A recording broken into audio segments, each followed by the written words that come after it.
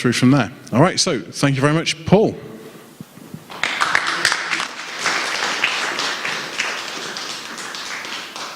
Well, thanks everybody, first of all, in the midst of so many things going on, to consider that this is where it's at right now and this is worth listening to, the Babalon Working.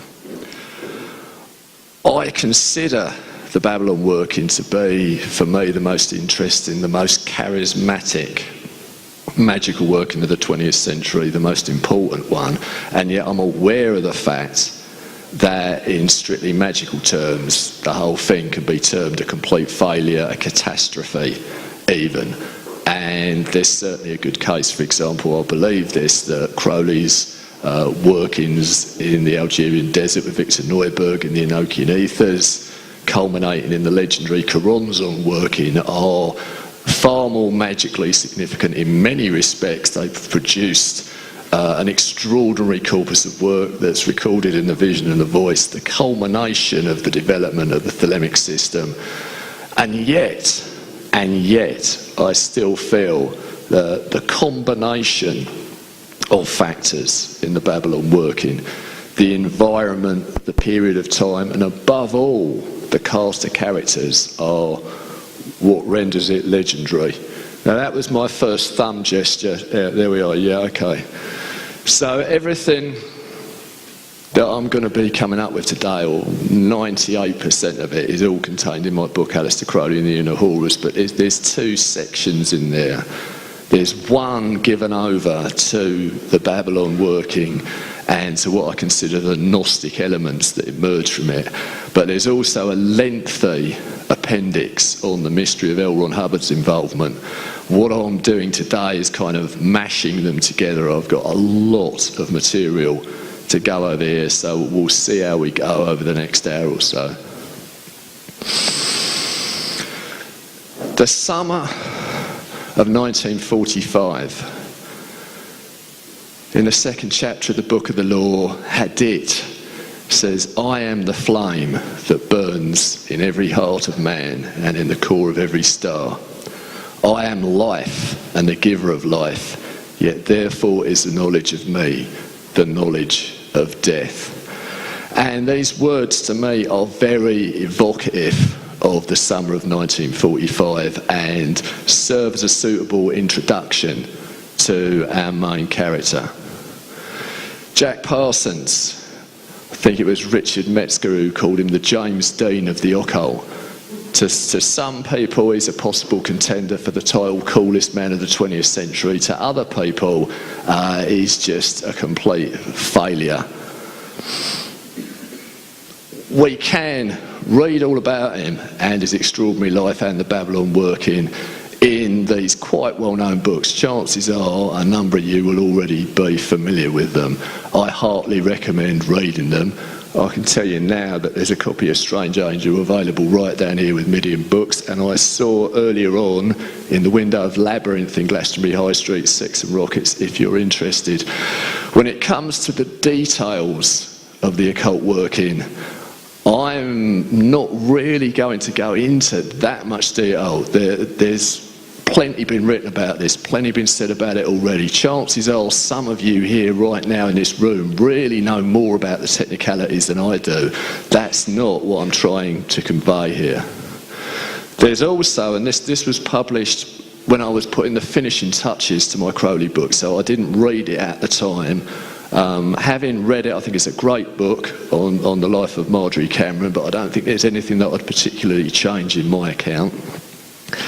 And you can of course check out this notorious biography of L. Ron Hubbard. I've put both of the covers in there just because I want to contrast one and the other, and I tend to think the paperback cover is pretty goddamn bad. But yeah, you can read all of these and they help set the scene, they help create an appreciation of the amazing cast of characters. But there's more to it than that. You know, Strange Angel does give a pretty good evocation of the Los Angeles of the 40s, but I would also say saturate yourself in a bit of gangster noir as well. You know, this is not necessarily a great film, The Black Dahlia, but the style of it, the costumes, the interior, the mood of it. I watched this only the other night, you know, people have slagged it off. I think it's absolutely great. And, this is the classic work. I have a sense that in certain respects, the Babalon Working is a noir event. It's set against that backdrop. If you imagine people like Parsons and Hubbard walking about the Los Angeles of that period, that time of sharp dressed suits, femme fatales, and danger and corruption in the background. If you almost imagine Raymond Chandler writing all of this down, no novelist could ever have done justice or even conceived of something like the Babalon Working, and yet it comes out of that context. First and foremost, in the big wide world, if we've encountered Parsons at all, it's in what you could almost call his other identity of John Parsons, rocket scientist. This is what's a fairly well-known photograph dating from Halloween 1936, where he's working with his mates who go on to help found Caltech, testing out rockets and so forth. Now, this little scene has actually been considered to almost be the founding moment of Caltech, and there's a whole little strange ritual that at Halloween they create what they call a nativity scene. The bottom photograph is the mannequins that Caltech have put on display, showing this scene and featuring Jack Parsons on the far right. That's quite extraordinary. In 1938, when he's only in his early 20s, Jack Parsons ends up testifying at a trial where a corrupt policeman is being arraigned for his role in an attempt to kill by a car bomb someone that was investigating the corruption in Los Angeles police at the time. And Jack impresses very much, because he's only 23 at the time. He builds a little replica of what he considers to be the bomb that has done the business and how it works. And his testimony is actually very important in getting this guy sent to jail. Now, remember what I say about the whole noir gangster backdrop. We'll come back to that right at the end. But it really does anchor Parsons and his life against that kind of backdrop, I feel. During the early part of the war, the rocket technology that Parsons was working with helps develop what's called, for short, JATO, which is Jet-Assisted Takeoff, and this is one of the first tests of it in 1941. What basically it's all about is you put a small rocket on the wings of a plane, and it helps it to lift off with less of a runway. Now, in combat situations on aircraft carriers, there are all sorts of applications of this which are very, very, very useful. And Jack and his mates got contracts, a hell of a lot of money starts coming in. And this enables him to have a kind of freedom of movement and behaviour that would not be otherwise possible. Inevitably, he's drawn to the burgeoning field of science fiction and hangs out. There's a Los Angeles science fantasy society created by a guy called Forrest Ackerman, who's quite well known. Here's a little snapshot of it about 1940, and you can, amongst all of these people, you got the likes of Robert Heinlein, Jack Williamson, who I'll talk about in a minute, Ray Bradbury, Ray Harryhausen. And into this kind of scenario also comes people like L. Ron Hubbard and Jack himself. And such is the interest in all of this that there comes a point where Jack starts hosting mini little gatherings of some of these kind of characters in the home that we'll soon discuss. One of the most interesting works that comes out of this group, and it's not well known in the normal reckoning of science fiction, is Darker Than You Think by Jack Williamson, which is in fact a story about werewolves, about lycanthropy. And we know that Jack Parsons was extremely taken by this book. He was extremely taken by this work of fiction. And Crowley, with whom Jack Parsons was in correspondence, his literary tastes were founded in the late 19th century. And he considered the sort of stuff that Jack was reading to be a right old load of crap. But in fact, the influence of this on his later thinking is extraordinary. And I made a point of reading this book. And I've read a lot of books on the basis of knowing somebody that I was interested in had read that book. And I've never ever had such a sense of looking over somebody's shoulder as I did when I read this. I really had the sense of looking over Jack Parsons' shoulder. It's interesting to get and to read. Now, you probably all know that Jack ended up living in this extraordinary mansion in Pasadena that was called, came to be called the Parsonage. And if you look in Sex and Rockets, there's a really grainy, not very good black and white photo of it. You know, he moved in, I think, 1942. And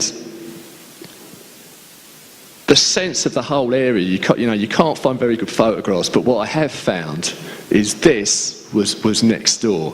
This was a mansion created by a guy called Busch, B-U-S-C-H. He was actually a beer magnate. He'd made all his money out of beer. And he creates this extraordinary place where there are some famous gardens. These gardens back onto where Jack Parsons was. When you hear all these stories about these wild parties in the back garden, they back straight onto this place.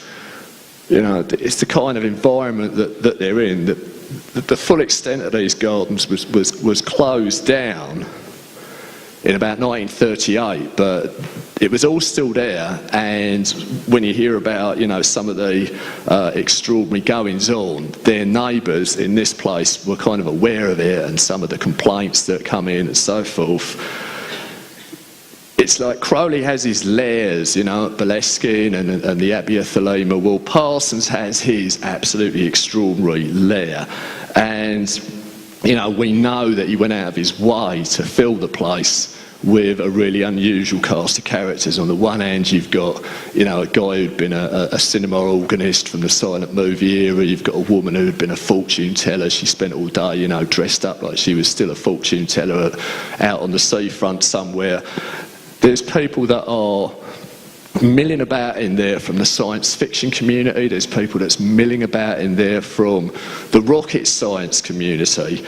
But upstairs in Jack's own room, his real burgeoning interests are starting to manifest, because he's connected up with the work of Aleister Crowley. He's become passionately attached to it, and at the time, the lodge of the OTO that was functioning in the area was the Agape Lodge, headed by Wilfrid Smith.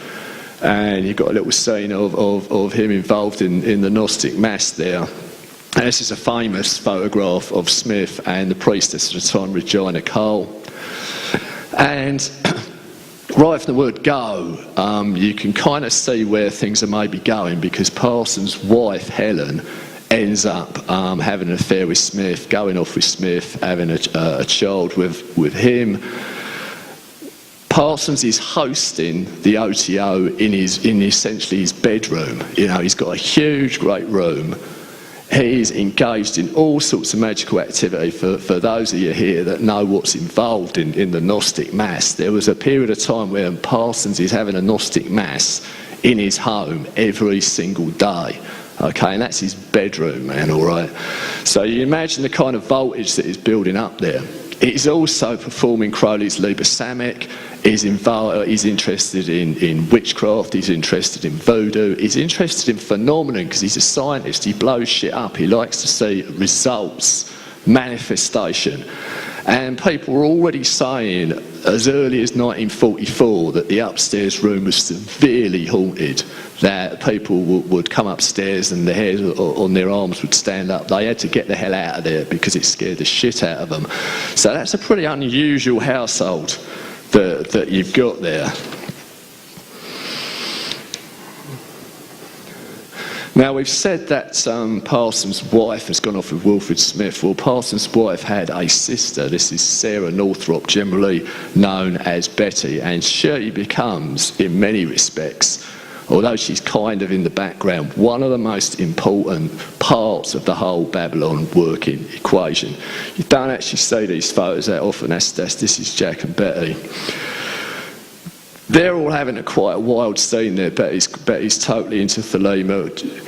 Jack espouses, free love, as it were. He's quite happy to go off, and all the secretaries at work, he's just working his way through them. He's encouraging Betty to do whatever the hell she wants, and they think they can handle it. And then this guy turns up on the scene in August 1945, the month of the A-bomb, by the way. So again, I think it's quite interesting timing. Now, I find it really extraordinary, the mere mention of L. Ron Hubbard's name in Scientology seems to really press people's buns pretty goddamn badly. It's like if you wired somebody up, if you wired people up to some little device that could measure their emotional state, like an e-meter maybe, and you read out a few lists of names, Hitler, little bit of movement there, Stalin, little bit of movement there, Jimmy Savile, maybe a little bit more, and then L. Ron Hubbard, and then people just start going flipping bonkers. I hate that fucking shit, I hate that bastard, I hate fucking Scientology. And I think, that's kind of interesting. So these days we have a certain sense of Scientology and its associations. It's nearly 30 years since Hubbard died, and some of those associations are not necessarily that cool. This is infamous chairman of the board, David Miscavige. And we've probably all seen the South Park Scientology episode making a justifiable joke out of Xenu and so on. But there we are in 1945, and Hubbard turns up at the parsonage, and he seems to have got quite a spectacular CV. He has been a pilot, a bit of a daredevil. He's served in the Navy, although the details of that are very questionable. He has been a member of the Explorers Club. Again, quite what he's achieved, we don't know. But he comes in there, he's a pulp science fiction author, and he charms the birds out of the trees, and he tells everybody all these world stories, and he becomes the centre of attention instantly. Now, it's kind of interesting, again, the whole scene in those days. Before Hubbard's turned up, we've already talked about Jack and the two girls, one of whom's gone off with Smith, and then he's got involved with Betty. L. Ron Hubbard, this is Robert Heinlein and his wife. They had a whole thing going on before Hubbard turned up. He was hanging out with the Heinleins, and the story as it goes is that pretty much Robert Heinlein more or less begged Ron to fuck his wife, which is a bit kind of weird, but this is how these guys were living and hanging out, and this passed for normal. So in terms of what then happens when Ron turns up at the parsonage, this is another thing altogether. He almost immediately gets involved with Betty. Now, this really does push Jack's buttons, because he's, full of all this ethic, if you like, of free will, but he gets very, very upset about it. And in terms of the cinematic qualities of the scene, we know in this mansion that both Hubbard and Parsons were into fencing, and they're having these fencing matches in this huge great room in the mansion that is just filled with all this tension, all this sexual tension and anger and all the rest of it. And yet Ron and Jack are apparently getting on fantastically well, and Ron is being praised as the most thelemic person I've ever met in letters that Jack's writing to Crowley, so it's all pretty strange. Way, the whore of Babylon, whoa. We know that Parsons is tremendously dedicated. We've got to have a few whore of Babylon pictures, really, haven't we? What the hell's that? You do Google image searches for the Whore of Babylon, and it just... the Jehovah's Witnesses will never let you down in this department. And this is, of course, the depiction of Our Lady Babylon on the Thoth trump of lust. And bear in mind, Parsons is a rocket scientist. It's the summer of 1945, the A-bomb. He's wondering about the Aeon of Horus, and he figures that the force is completely blind, dependent upon the men and women in whom it manifests and who guide it. its guidance now tends towards catastrophe, he said. And he says the catastrophic trend is due to our lack of understanding of our own natures.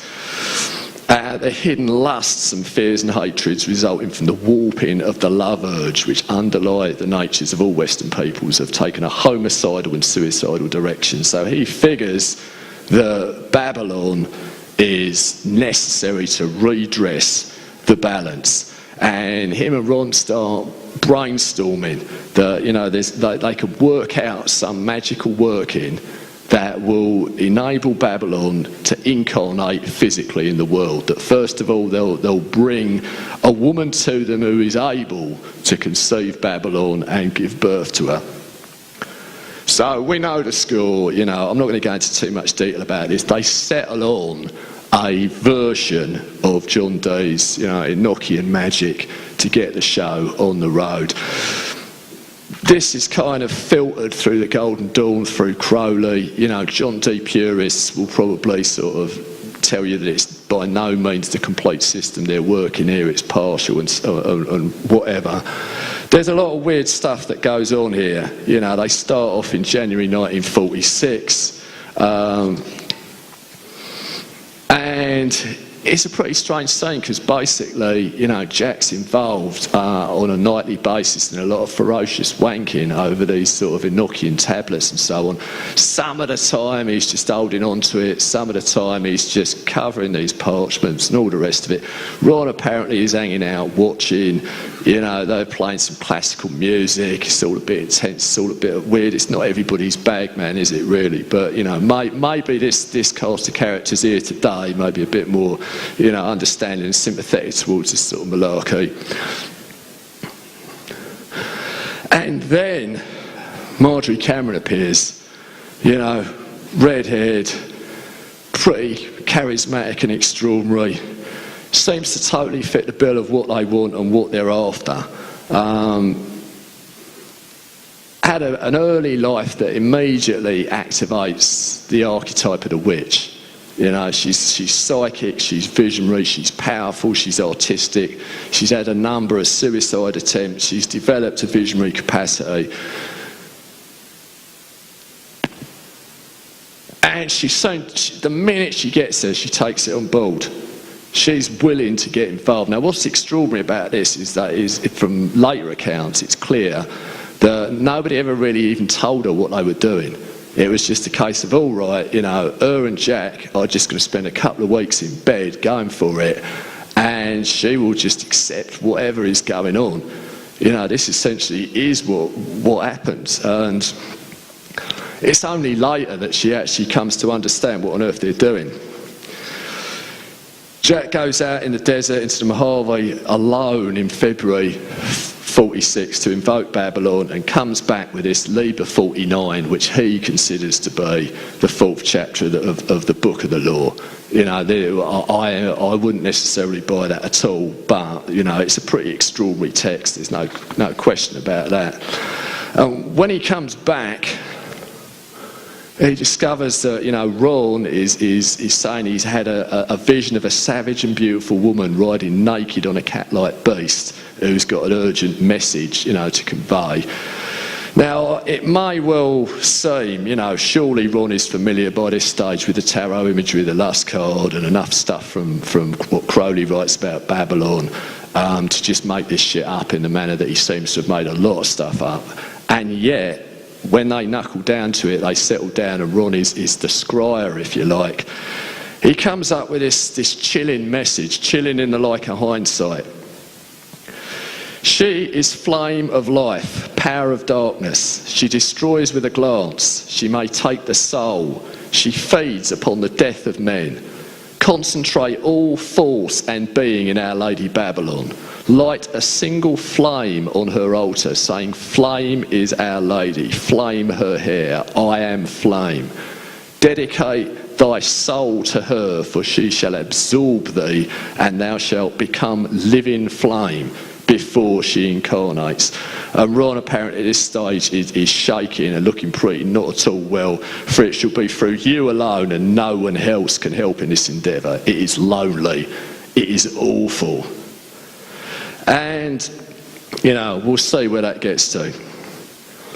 But what's interesting is they're following to a certain extent the template, the Enochian working, John Dee, Edward Kelly and so on. There comes a point, as many of you will know in the Enochian shenanigans, where it all goes a bit weird. The angels tell Kelly that they've got to share their wives between them, and then Kelly makes off with some money and so on. And that kind of echoes in what happens between these characters. Now, alongside the 1945 nuclear backdrop, if you like, to the Babalon Working, there's another evocative set of influences that I think we can profitably cross-reference. Remember that by the end of 1945, Royal and Jack are hatching plans for the Babalon Working. In December 1945, one of the greatest ever discoveries of historical literature was made by a peasant at Nag Hammadi in Egypt, a stunning stash of Gnostic texts, and including items which have had a lot of importance in the rehabilitation of Christianity's holy whore, if we can call her that, Mary Magdalene. And these works took decades to translate. Parsons would never even have been aware of it.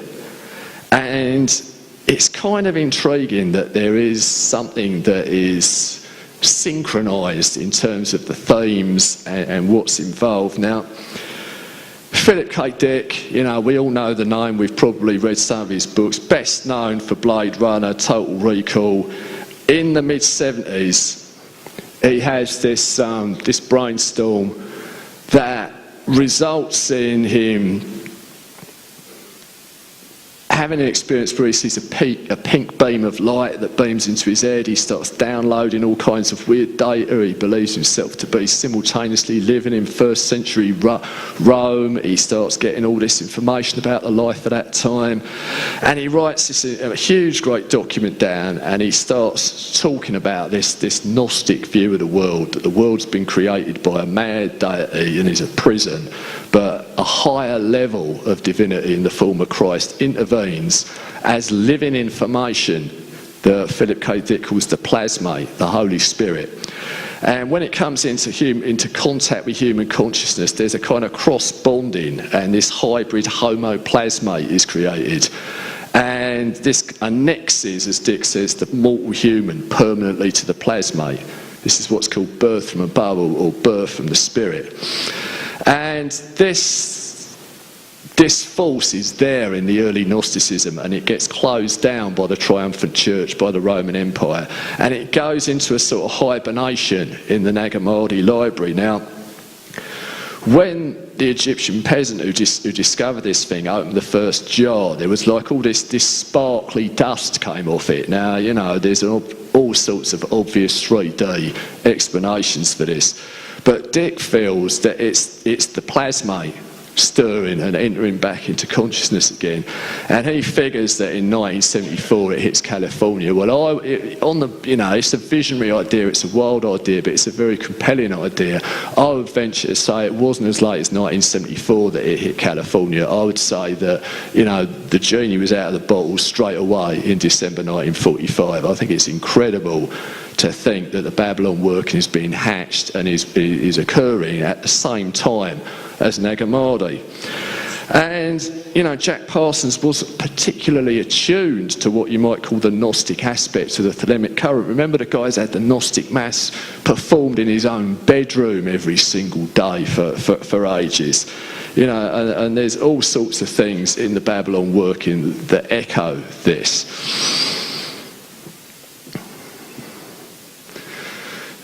So in Liber 49, the voice of Babylon, supposedly as Jack Parsons channels it, says, "I am the bride appointed. Come ye to the nuptials, come ye now. My joy is the joy of eternity, and my laughter is the drunken laughter of a harlot in the house of ecstasy.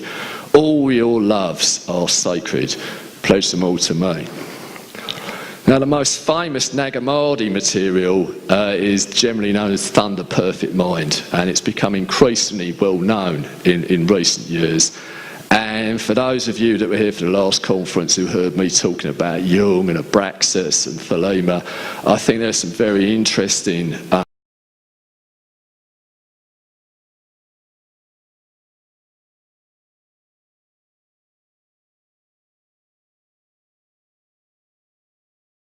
ugly in ruin.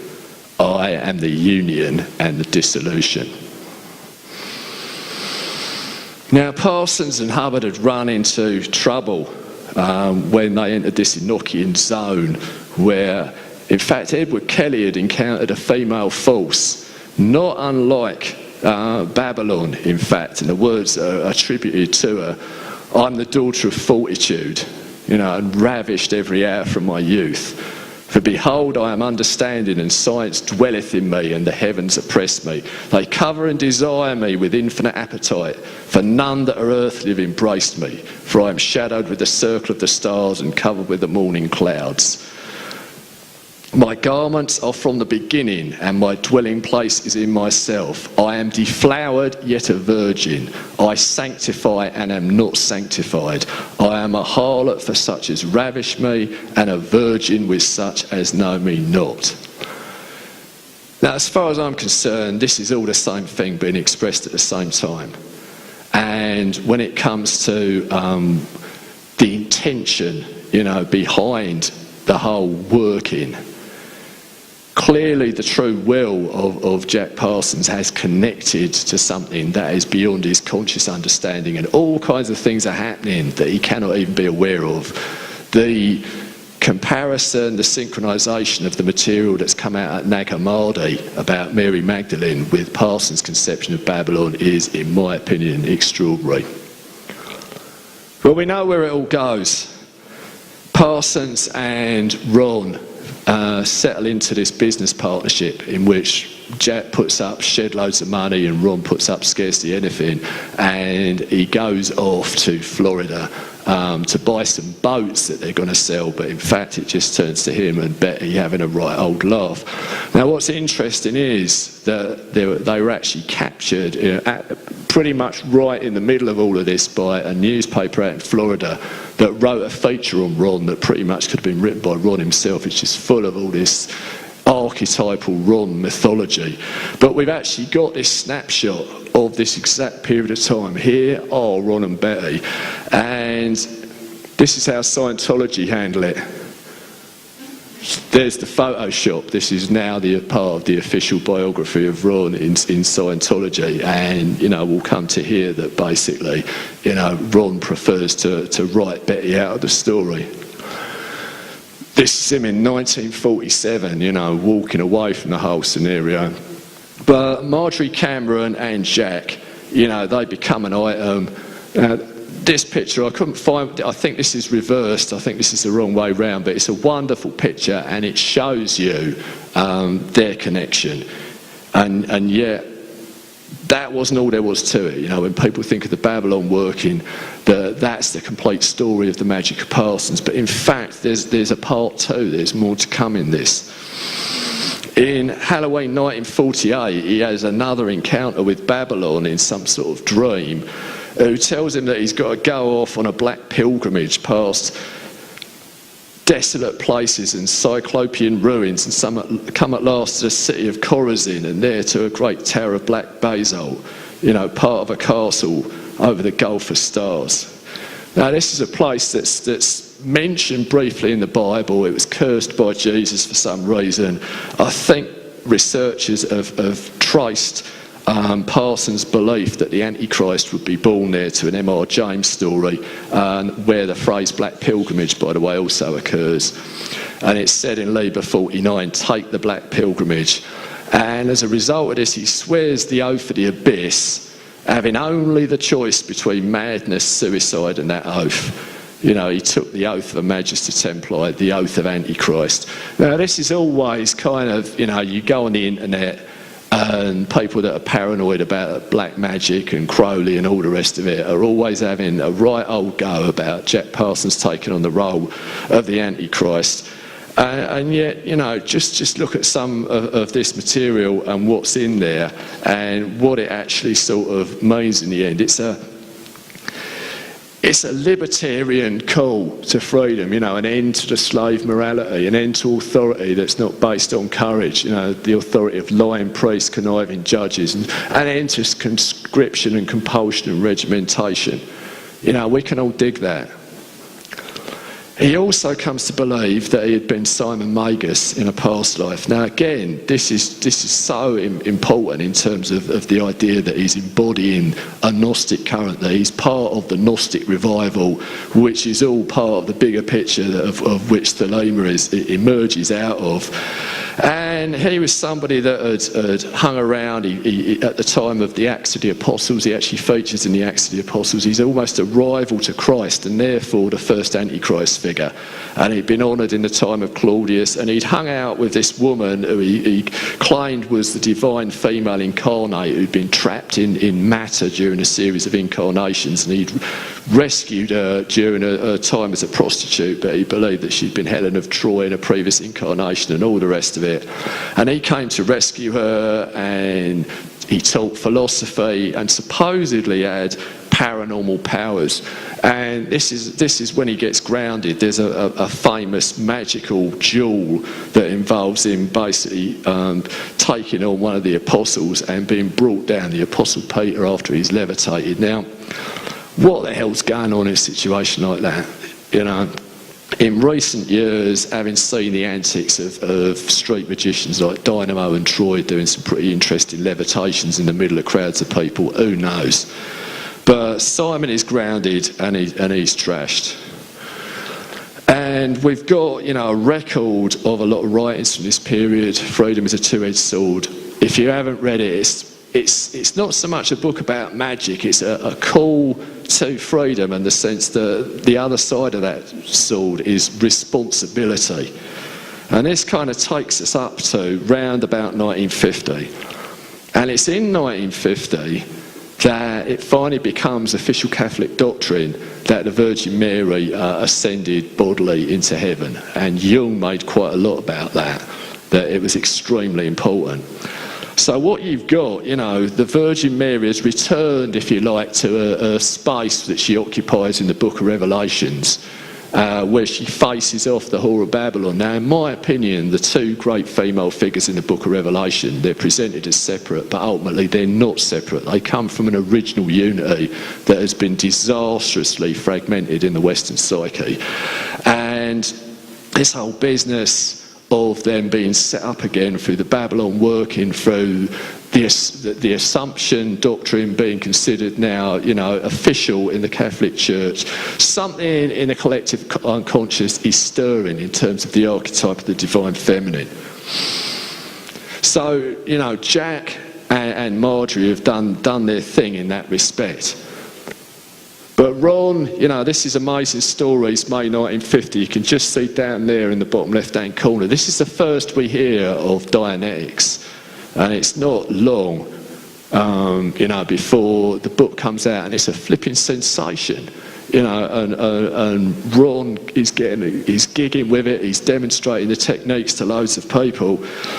And yet there's, in the midst of his great triumph, you know, there is also a bit of Babalon Working karma coming back on him, because a real weird saint develops with Betty, who he's run off with. They've had a kid together. Ron's run away with the child. He's tried to control Betty. She's fought back. She's put stuff out in the press that he's stark raving mad and all the rest of it. And it hits him, you know, 1 year after Dianetics comes out. All of this stuff is there, and I showed you the photo where she's been photoshopped out.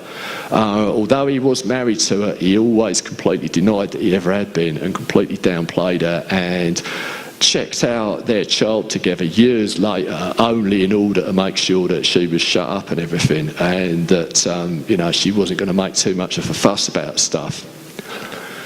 Here's the terrible scene where Hubbard's flame of life has become, you know, eerily prophetic, when on June the 17th, 1952, Jack's killed in an explosion in his house. Now, I made quite a big deal about showing all of those posters for those gangster movies, and I told you about the fact that he testified in court in a trial where somebody went down for an attempt to kill somebody with an explosive device in their car.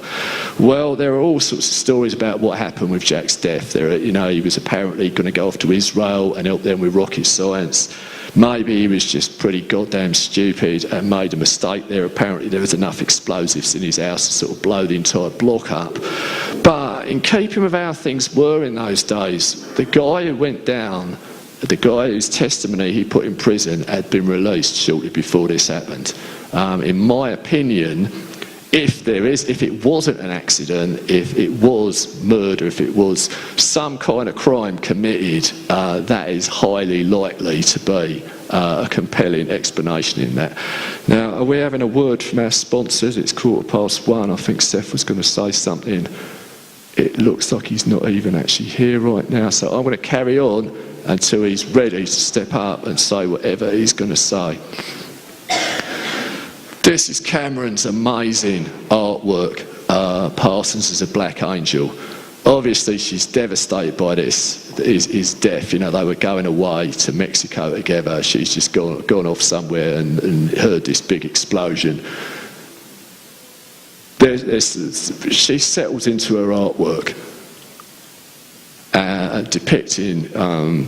depicting Jack, and her artwork coming more and more into the light of day now. It's not been seen that much until, say, the last 5 or 10 years, and we're now getting to see the extraordinary quality of it.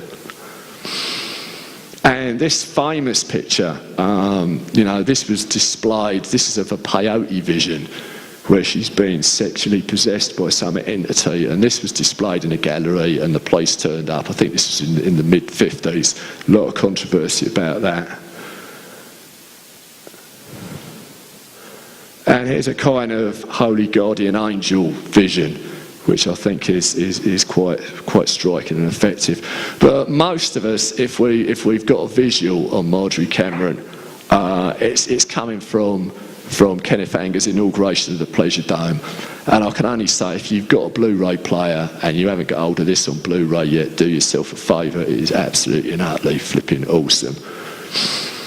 This imagery certainly had a deep effect on me. I feature this depiction of her on the cover of Aleister Crowley and Ian Horus, as painted by Yuri Leach, who's in the room with us, I think.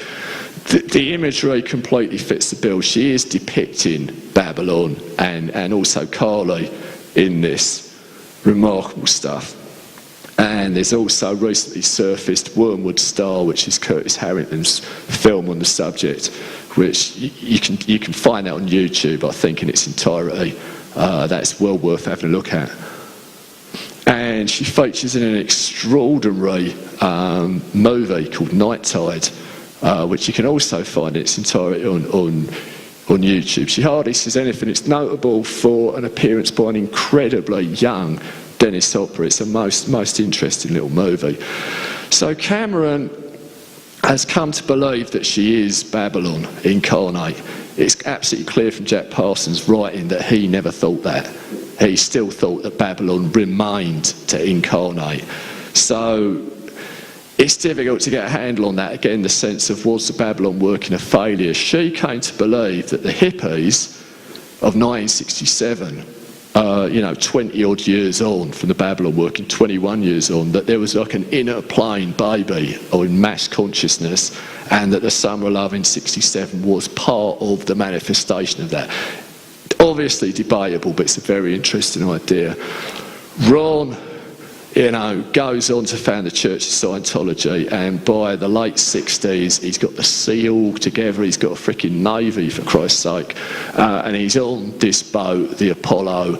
It's at this period of time that all the weird shit about Xenu starts coming out. Now, I made a point of putting this image up because we've actually got somebody in the audience, I'm not going to point him out, who was actually on this goddamn boat for 3 months with Ron. So it's kind of interesting what comes back at you. It's not very clear, unfortunately. This is the Times in October 1969, and it's at this point that Ron's involvement in the Babalon Working becomes known There's a whole feature on it in the newspaper, and it forces a response from the Church of Scientology, which is almost certainly written by Ron himself. And this is a statement. Hubbard broke up black magic in America.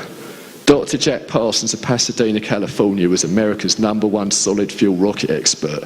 He was involved with the infamous English black magician Aleister Crowley. Crowley ran an organisation called the Order of Templars Orientalists over the world, which had savage and bestial rites. We love it. Dr. Parsons was head of the American branch. Blah, blah, blah, blah, blah. He was living at a place where paying guests were the USA nuclear scientists. Certain agencies objected to nuclear physicists being housed under the same roof. L. Ron Hubbard was still an officer of the US Navy, known as a writer and philosopher, had friends amongst the physicists. He was sent in to handle the situation. He went to live at the house and investigated the black magic rites and the general situation and found them very bad. Basically, the black magic, the house, Hubbard's mission was successful far beyond anyone's expectations. The house was torn down. Hubbard rescued a girl they were using. The black magic group was dispersed and destroyed and never recovered. Well, hey, I think there's a few people that might disagree with that here in the room right now.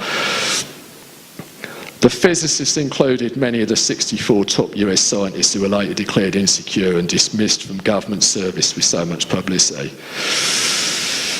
That statement is the one and only thing, this is 45, 46 years ago, that you will ever get from the Church of Scientology on this subject. And it's kind of intriguing, I felt, because I've known people that were in Scientology and hung out with Hubbard, some of them at length, and they all said he was absolutely flipping incredible. And I had a feeling that although with all these biographies of Parsons, that the sense of that, the understanding of him is moving on, we're still set in stone with the sense of Ron Hubbard as a pantomime villain who we boo and hiss and jeer at, and our understanding of him just as some kind of nutcase and petty criminal hasn't really gone any further than that. Now, this is a guy called Fletcher Prouty, who's portrayed by Donald Sutherland in Oliver Stone's JFK. When that Barefaced Messiah biography came out, Scientology hired him out to basically have a go at Russell Miller and put a whole bunch of material out there. We've always heard that Ron's stuff about his military career was just a complete load of old bullshit and he's just a total liar, full stop. Now, what's kind of interesting is Prouty, who's got a quite remarkable background in the CIA and so on, he's written this book.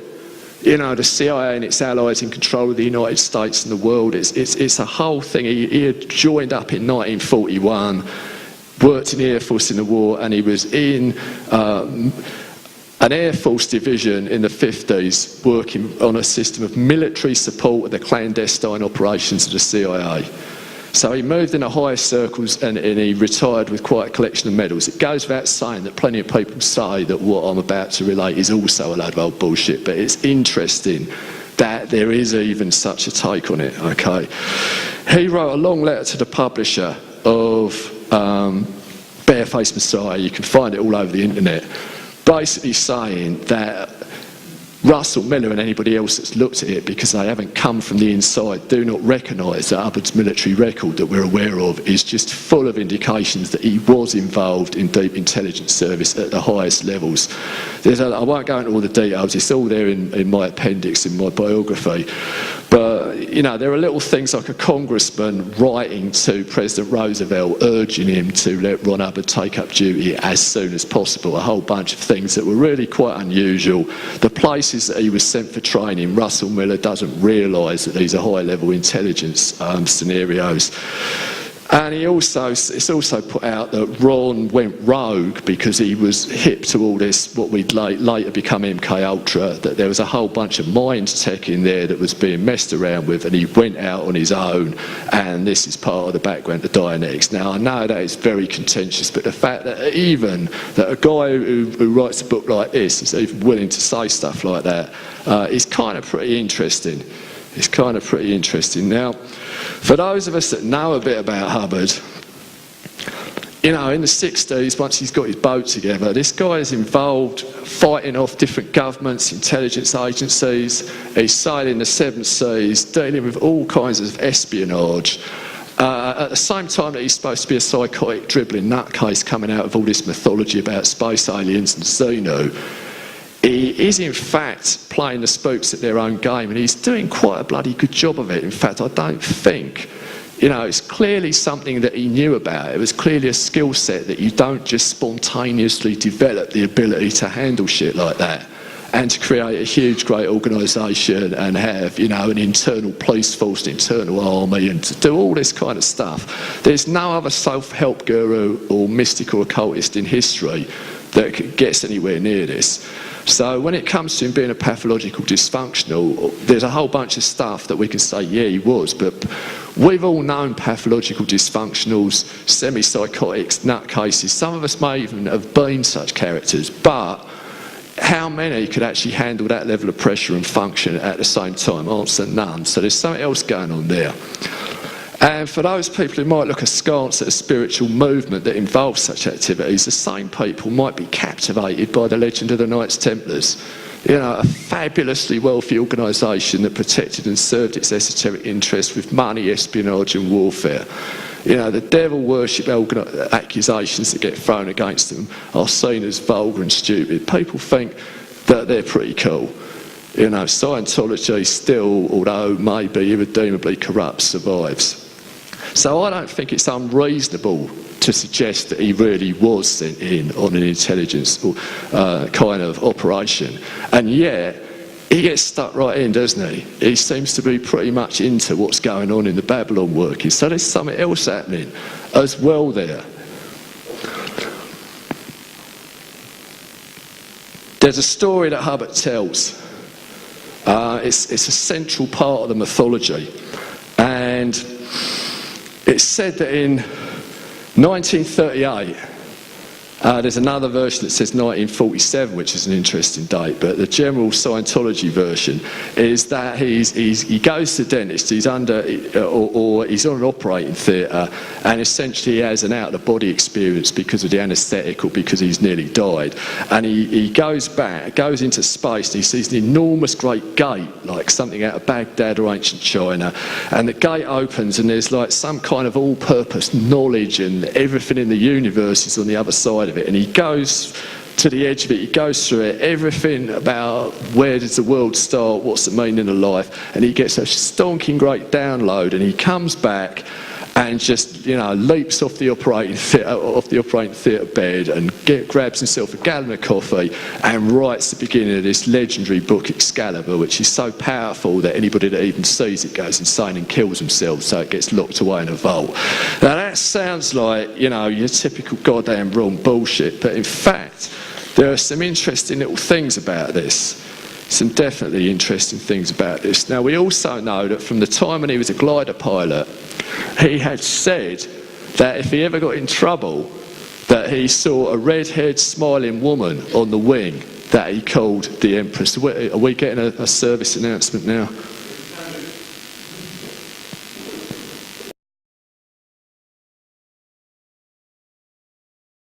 Right, thank you. I'll pop you back over to... Okay. Right, so just to briefly recap there, during the time that Hubbard's a young daredevil glider pilot, and it really does seem that he was, he talks about a red-haired smiling woman, his guardian angel, who would appear on the wing if he was in trouble, and he called her the Empress. He was quite clear about this, and there's also a very interesting fragment from the early days of Dianetics when he was asked by someone, how come you managed to write that book so quickly? And he says it was almost automatic writing dictated by the Empress. Now, my speculations here were started off by the author of the Montauk Book of the Dead, Peter Moon, who was also in Scientology for a long time and knew Hubbard. And he talks about this gate story, this out-of-the-body experience, and he says, well, you know, Babylon is taken to mean gate, so maybe something's hanging together there. And I actually think that once you think it through, there's something very interesting happening there. We've got our Kabbalah there, and we've got our Golden Dawn, Crowley, Tarot tarot attributions. Between Hotmar and Bynnar, right up the top, just above the abyss, we've got the path of Daleth, which is attributed to the tarot card of the Empress. Now, Daleth means doorway. Now, I've chosen the Hermann Heindel depiction of the Empress card because there's not that many depictions where you really get a clear sense of the Daleth doorway. Well, he's quite consciously depicted it right there. And there's this idea that, you know, there's a crossing of the abyss. I know that people, you know, I'm not interested in, is that all bullshit? Is there really an abyss? Does anybody ever cross the abyss? It's about what people would believe in at the time of these experiences. And for Parsons, and certainly for Crowley, the whole idea of the crossing of the abyss is quite a big deal. So there is the abyss, and we know of this Sephiroth called Darth, of which so much is made in the Kenneth Grant scheme of things. And you cross over Darth and you go into the supernal realms of you know, the top Sephiroth. Now, what's happened with this story about Ron? You know, he's had a near-death experience. He's been catapulted through Darth and through the Daleth doorway into the realm of knowledge, understanding and wisdom, and he's come back again. I think that it's not out of the question that when he came to the parsonage and he started brainstorming all the Crowley material that was available to him there, that something may well have clicked in his head and some kind of sense could have been made of his earlier experiences. All that we can really say, even if we absolutely and utterly freaking hate the geezer, is that he accessed some layer of his psyche, some part of his brain that gave him access to extraordinary levels of energy and power. You know, he came back like some sort of magus with an enormous body of work. Even if we hate that body of work and think it's all a load of shite, it's still there and it endures as a thing of pretty considerable power in this world. Something happened to him during the period of Babalon Working, which is by no means normal, and this is all part of the enormous great follow through. Now, we do know, I've got a lot of this in my appendix, which I'm not going to cover, other aspects of occult workings that he was doing after the Babalon Working and before Dianetics. But it's interesting that the waters have been slightly muddied when one of his sons, L. Ron Hubbard Jr., came out of the woodwork in the 80s and started promulgating all this spectacular material. There was a Penthouse interview that he did in June 83. Now, for those of you that have maybe spent too many hours watching the History Channel and various dodgy documentaries about the Nazis and so on, you might have seen a character called Martin Bormann Jr. come out of the woodwork, and he's got all kinds of tales to tell, and he says things about Heinrich Himmler and so on, and I don't believe a goddamn word of any of it. Okay, now I don't, you know, I dare say if you were L. Ron Hubbard's son, you would probably have been a bit intense. In fact, you know, we have got someone here who met a number of Ron's children on the boat. Ron Jr. has said, you know, this is pretty much a quote from Penthouse. When Crowley died, Dad decided that he should wear the cloak of the beast and become the most powerful being in the universe. You know, there was no other religion than Satanism in the house. What a lot of people don't realise is that Scientology is black magic that's just spread over a long period. And so my father wouldn't have worshipped anything. You know, he thought he was Satan. He was one with Satan. He had a direct pipeline of communication. Hitler was involved in the same black magic and the same occult practices that my father was, the identical ones that stem back before Egyptian times. It's a very secret thing. Very powerful, very dangerous. Brainwashing is nothing compared to it. The proper term would be soul cracking. It's like cracking open the soul. And then later on, you know, there's a taped interview in 1984. The same individual that transmitted the various magic tech to Adolf Hitler also transmitted them to Dad. And like Dad, Hitler, when he came to power, promptly had his teachers and the occult field in general wiped out. I don't know what to say. But what if you look at the details of the Babalon Working in detail, At one point, Ron Hubbard actually calls in the Archangel Michael via the Empress in guardian capacity. Now, bearing in mind that Archangel Michael is reasonably well known for being God's bouncer and kicking Satan's arse in the book of Revelation, if you basically want to be Satan, do you call up the Archangel Michael to help you? You know, this sort of thing doesn't quite tie in with Ron Jr.'s estimation of the whole scenario. There's a huge Scientology lecture course series, the Philadelphia Doctorate course, and this dates from 1952, and Ron is actually talking about Crowley, and he refers to him as my very good friend. And he has a little bit to say about Crowley's magic and how it's quite interesting and all the rest of it.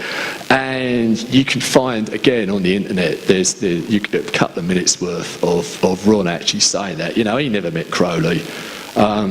I'll say, you know, to conclude about Ron, that a student of comparative religion would probably place Scientology in with the Gnostic revival.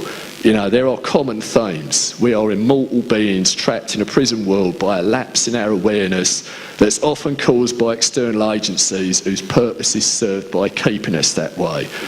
It is possible to awaken, to become free, to regain the full power of our divine potential. In this, I think that there's no doubt that LRH probably absorbed some thelemic Gnostic nuances via Parsons, and you know, maybe with the Nag Hammadi plasmate sort of working its way through. And this all comes to birth in the UFO Cold War 50s and renders Ron's creation unique. But we'll briefly have to get onto this goddamn business, you know, because many of you, if you've come to Jack Parsons, especially if you've come in through Kenneth Grant's books, there is this association with ufology. And it has to be said that after the Babalon Working, Marjorie Cameron did see what we would now call a UFO, apparently hovering above the parsonage, and she thought of it as a thelemic war engine, you know, as mentioned, you know, in a particular phraseology in the Book of the Law. But Kenneth Grant said that Jack Parsons opened the portal, and, you know, whatever the hell can be said to be the reality behind the UFO phenomenon came in. I've got a whole section in my book called Multidimensional Mojave. It's kind of weird that where Jack Parsons went out into the desert and channeled Babylon for Liber 49, this is also ground zero for the whole UFO scene in the 50s in America, the contactees. George Adamski, you know, goes out there with what the hell to make of this guy, as his alleged experiences, you know, meeting UFO entities, takes these extremely, you know, notorious, dodgy, flipping photographs of it. I think even though, you know, you can't find any mention of UFOs in Jack Parsons' work, really, and that's kind of interesting because the whole thing kicks off in 1947, so it's quite a few years that he was alive that all this stuff is happening.